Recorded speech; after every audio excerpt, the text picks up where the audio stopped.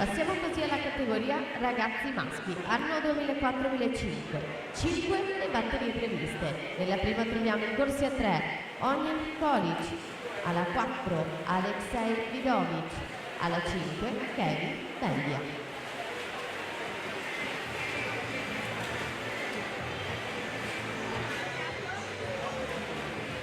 (31,69). Andrea Tanzi, Gymnasium Pordenone alla 4.